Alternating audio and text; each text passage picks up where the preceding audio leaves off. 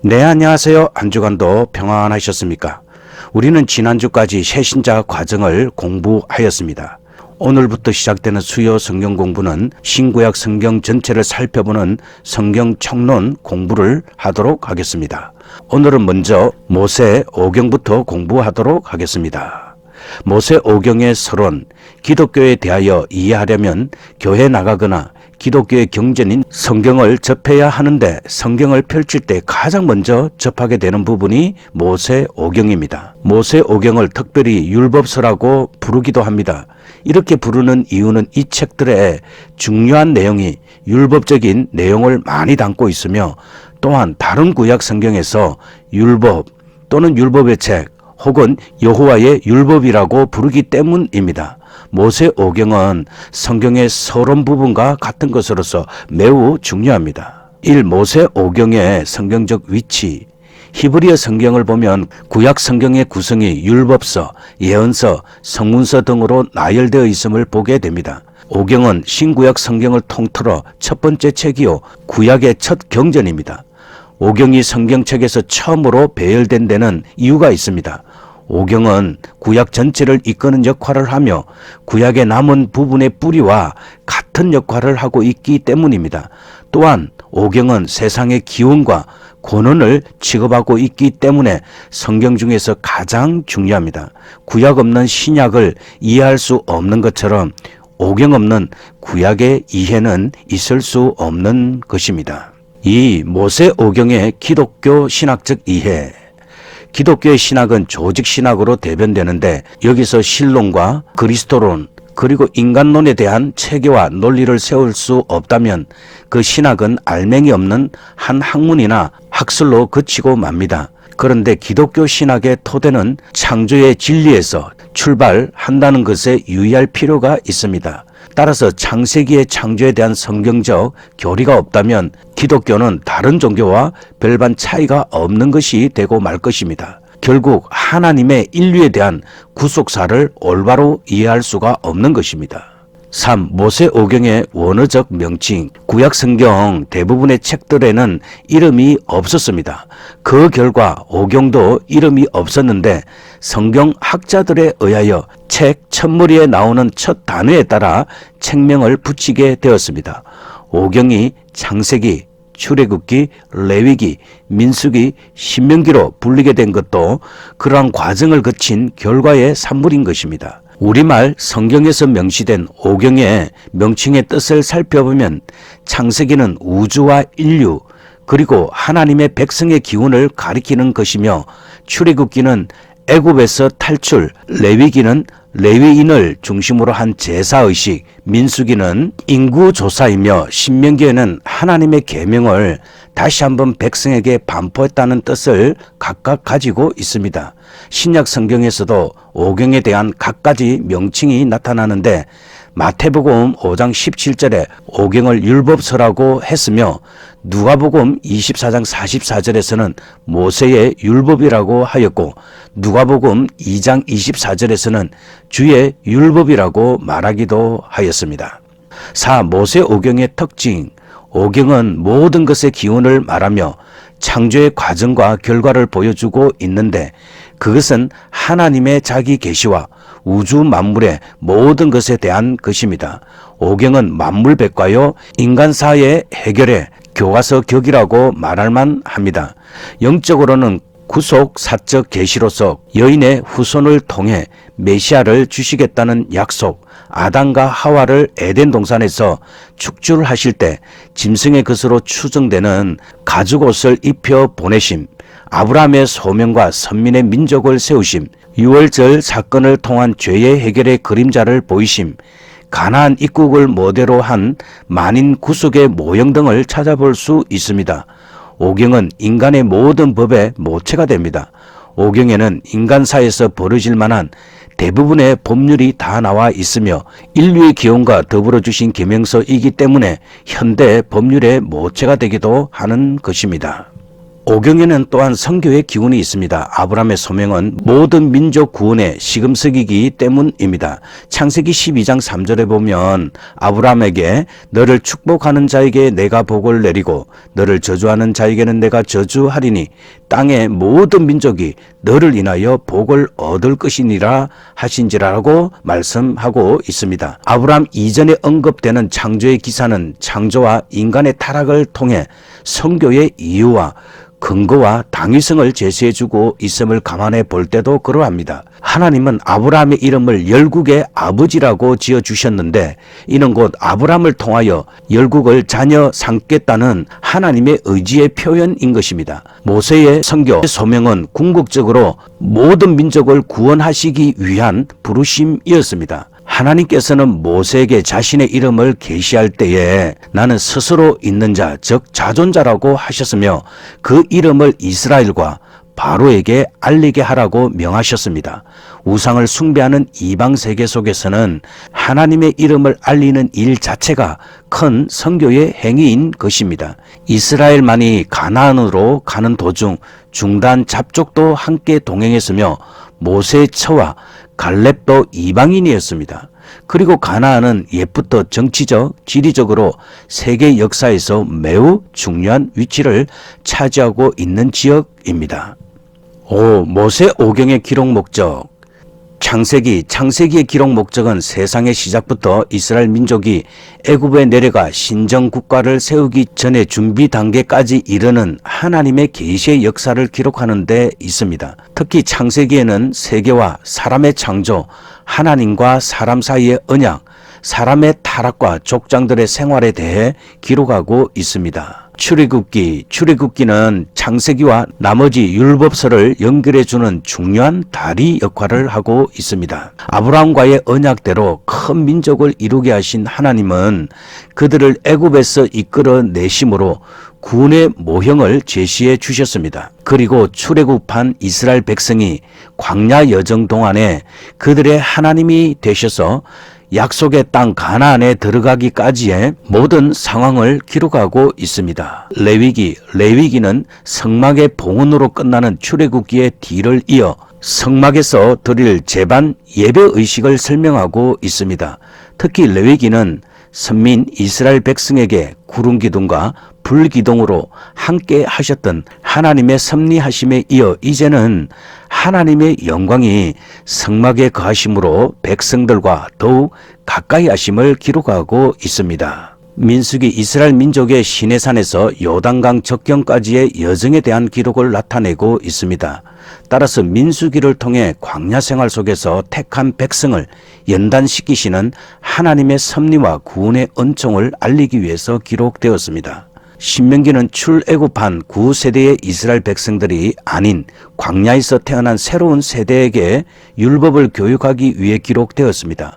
또한 앞으로 차지할 약속의 땅에서 그들이 어떻게 하나님께 순종하며 살아야 하는가를 설명하기 위해 기록되었습니다. 7. 모세 오경 속의 그리스도. 모세 오경은 단순히 율법에 관한 책이 아닙니다. 율법의 완성자이신 예수 그리스도에 대한 예언과 예표를 삼고 있는 심오한 책인 것입니다. 첫째, 여자의 후손. 불순종으로 완전히 타락한 인간의 삶에도 하나님의 끝없는 은혜와 구원은 여자의 후손을 보내실 것이라는 언약을 통해 하나님의 일방적 선언으로 나타납니다. 당시 아담과 하와가 그 말씀을 얼마나 잘 이해했을까 하는 것은 아무런 문제가 되지 않습니다. 이는 하나님의 일방적 은혜와 사랑에 근거하기 때문입니다. 두 번째, 유월절 어린 양. 이스라엘 백성은 애굽에서의 장자를 치는 재앙에서 어린 양을 잡아 그 피를 바름으로 죽음이라는 재앙을 면하였습니다. 이 어린 양의 희생은 해마다 유월절을 지키는 기원을 이루었는데 이는 유월절 날 십자가에 못 박혀 돌아가시사 인류를 죄에서 구원하신 예수 그리스도의 예표요 또한 그림자인 것입니다. 모세 오경은 인류의 기원과 선택된 이스라엘 민족 그리고 이와 관련된 율법과 제사 의식 등이 기록된 역사적인 책입니다.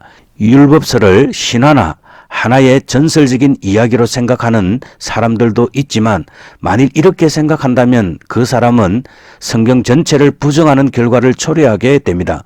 그만큼 모세오경은 성경의 첫 부분에 기록된 책으로 우리 신앙의 전체를 차지하는 귀중한 주춧돌의 역할을 하고 있습니다. 이제 모세오경의 첫 번째 책인 창세기를 공부하도록 하겠습니다. 1. 명칭과 저자. 본래 구약 성경의 대부분은 책 이름이 없었습니다.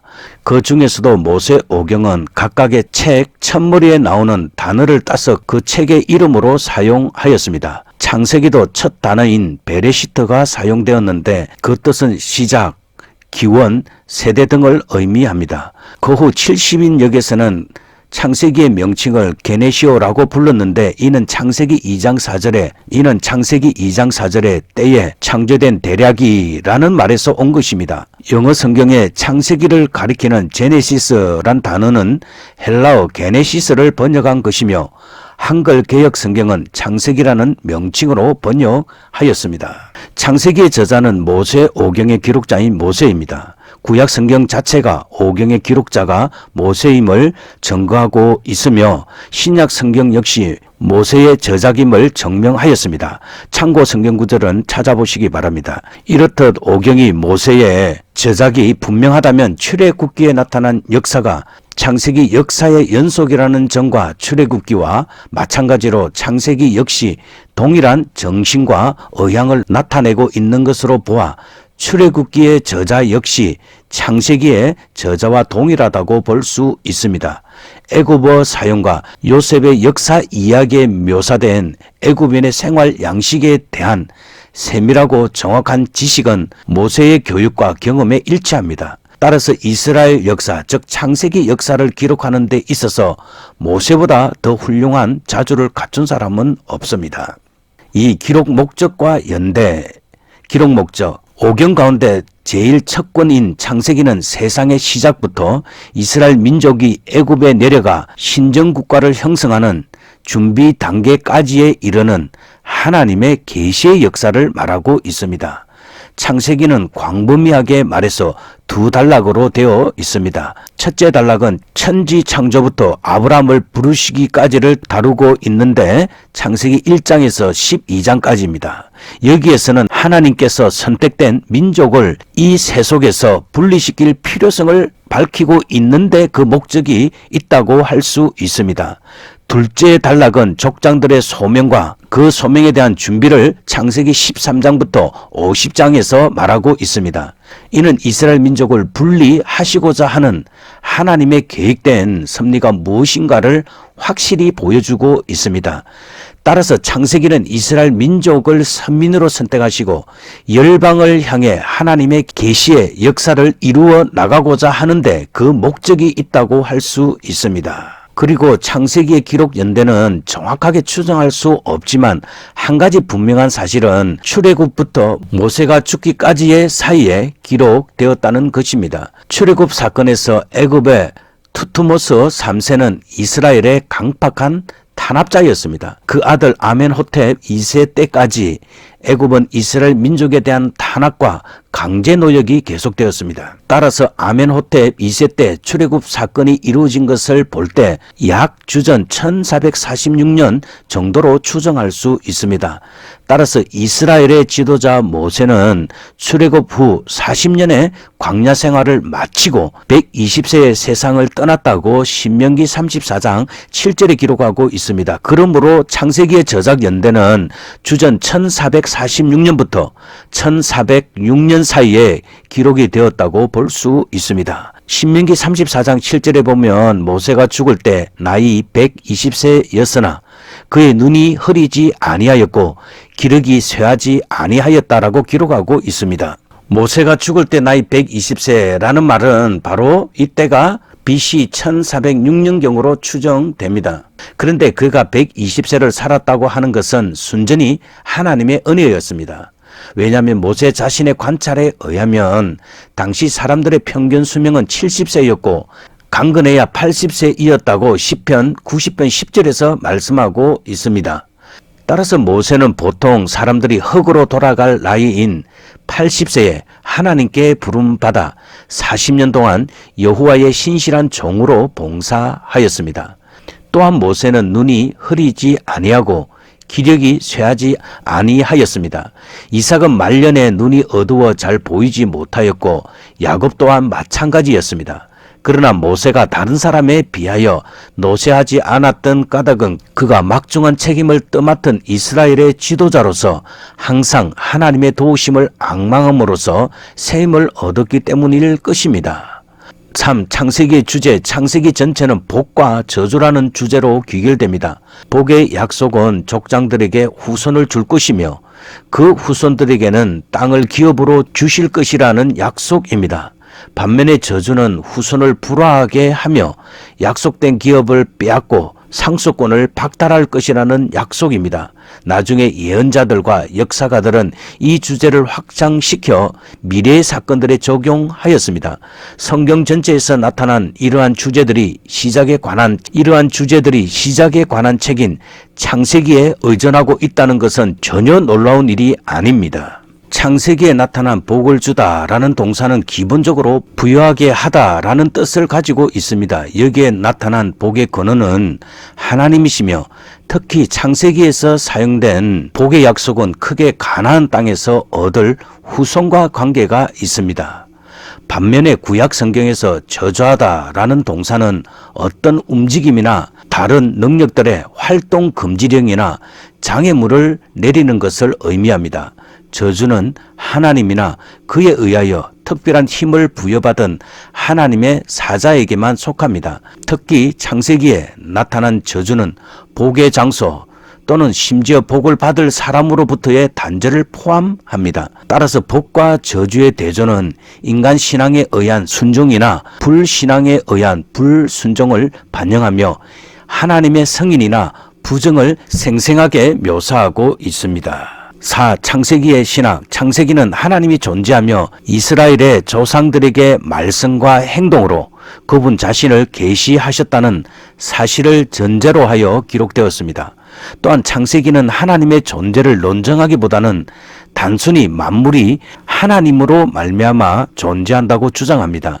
창세기 신학의 핵심은 하나님께서 지상의 모든 족속에게 복을 주기 위한 수단으로 이스라엘을 세우신 일입니다. 창세기는 신정, 곧 모든 피조물에 대한 하나님의 통치권의 확립이라는 오경의 주요 주제에 대한 서론을 이루고 있습니다. 그것은 신정 확립의 배후에 있는 기원들, 특히 아브라함 후손이 가나안 땅에 거하리라는 복의 약속을 보여주고 있습니다. 출애굽기는 이스라엘 자손이 속박으로부터 구출되어 그들에게 계약이 수여되는 과정을 보여주고 있습니다. 레위기는 거룩하신 하나님께서 백성을 거룩하게 하시는 규범집입니다. 민수기는 군사적인 배경과 광야에서 인구 조사를 기록하고 있으며 신명기는 언약의 갱신을 보여주고 있습니다.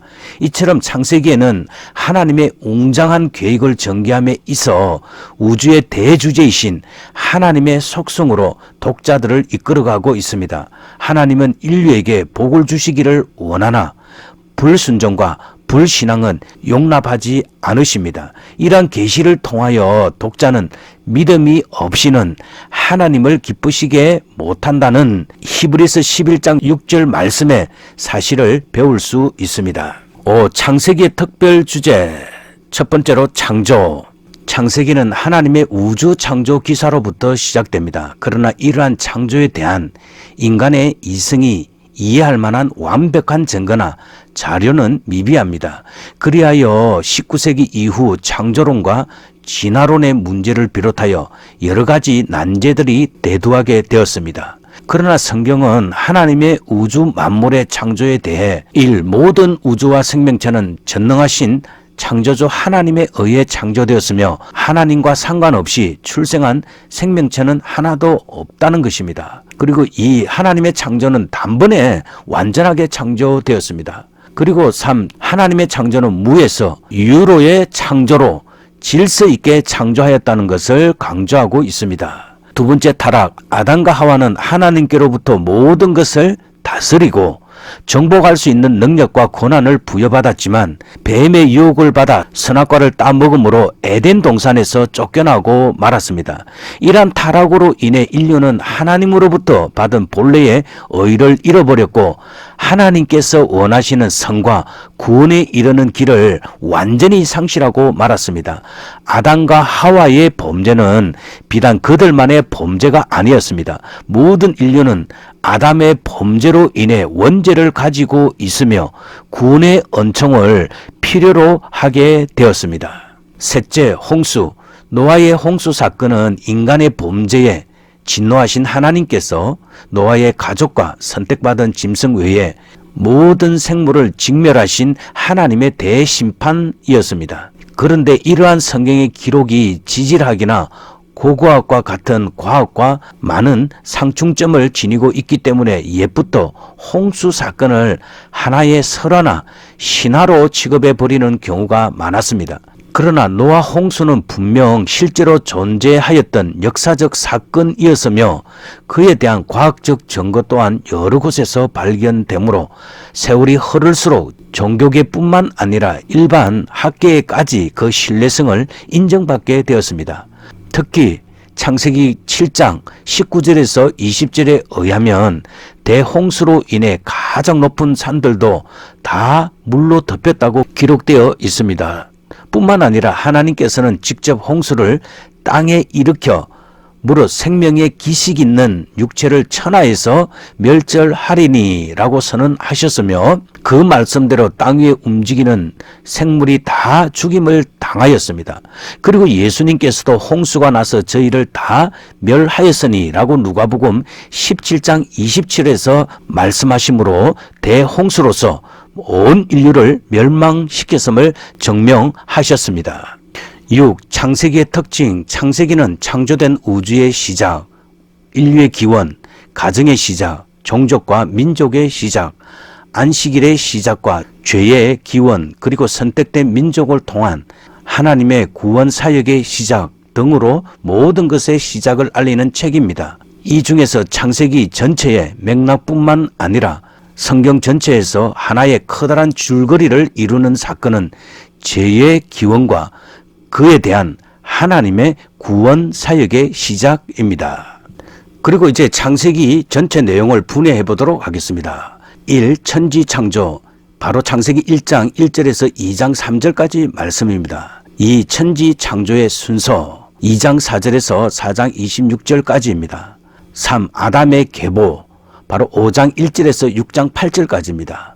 4. 노아의 계보 6장 9절에서 9장 29절까지입니다. 5. 셈, 함, 야벳의 계보 10장 1절에서 11장 9절까지입니다. 6. 셈의 계보 11장 10절에서 26절까지입니다. 일곱 번째 아브라함의 계보 11장 27절에서 25장 11절까지입니다. 그리고 8. 이스마엘의 계보 25장 12절에서 18절까지입니다. 9. 이삭의 계보 25장 19절에서 35장 29절까지입니다. 10. 에스의 계보 36장 1절에서 8절까지입니다. 11. 에돔 족속의 조상의 계보 36장 9절에서 37장 1절까지입니다. 12. 야곱의 계보 37장 2절에서 50장 26절까지입니다. 바로 이 내용에서는 야곱과 요셉의 이야기가 창세기에서 가장 긴 내용으로 나오고 있습니다. 8. 창세기에 나타난 메시아의 예언. 1. 여인의 후손. 창세기 3장 15절에 나와 있습니다. 내가 너로 여자와 원수가 되게 하고 너의 후손도 여자의 후손과 원수가 되게 하리니 여자의 후손은 내 머리를 상하게 할 것이요 너는 그의 발꿈치를 상하게 할 것이니라 하시고, 이 말씀은 창세기에 나타난 최초의 메시아 예언은 하와를 유혹한 뱀에게 내려진 선고 중에 나타나는 여자의 후손입니다. 이 예언은 그리스도께서 성령으로 잉태될 것을 예언한 것입니다. 여자의 후손으로 탄생하실 그리스도는 사단에게 발꿈치를 물리는 고통, 즉 육체적인 핍박과 정신적 괴로움, 십자가의 죽음 등을 당하시지만 결국에는 뱀의 머리를 깨트리는 승리를 얻게 된다는 것입니다. 그리고 두 번째로는 아브라함의 씨입니다. 창세기 22장 17절입니다. 내가 내게 큰 복을 주고 내 씨로 크게 성하여 하늘의 별과 같고 바다의 모래와 같게 하리니 내 씨가 그 대적의 문을 얻으리라 라고 말씀하고 있습니다. 즉 여자의 후손이라는 말로서 막연하게 그리스도의 탄생을 예언하신 하나님께서는 아브라함의 시대에 와서는 아브라함의 씨라는 말로서 좀 더 구체적으로 계시해주고 있습니다. 그리하여 미래에 오실 메시아는 육체적으로 아브라함의 후손으로 오시지만 그가 바로 영원한 축복의 근원이 되실 것을 예언하신 것입니다. 갈라디아서 3장 16절에 보면 이 약속들은 아브라함과 그 자손에게 말씀하신 것인데 여럿을 가리켜 그 자손들이라 하지 아니하시고 오직 하나를 가리켜 내 자손이라 하셨으니 곧 그리스도라고 말씀하고 있습니다. 우리는 먼저 모세오경 전체적인 내용들을 살펴보았습니다. 그리고 창세기의 여러 중요한 내용들을 살펴보았습니다. 창세기에는 창조, 타락, 홍수라는 큰 주제가 나타나 있으며 이 창세기를 통하여서 우주의 시작, 인류의 기원, 가정의 시작, 종족과 민족의 시작, 안식일의 시작, 죄의 기원, 그리고 선민을 통한 하나님의 구원 역사가 어떻게 시작되는지 우리는 오늘 살펴보았습니다. 우리는 이 성경을 공부함으로 죄가 어떻게 시작되었으며 그리고 하나님께서 그 죄에 빠져 있는 인간을 어떻게 구원할 것인지 하나님의 구원 사역에 대해서 공부하였습니다. 우리는 하나님의 말씀을 공부함으로 진리 가운데 더 확실히 거할 수 있는 믿음 가운데 우리는 살아야 할 것입니다.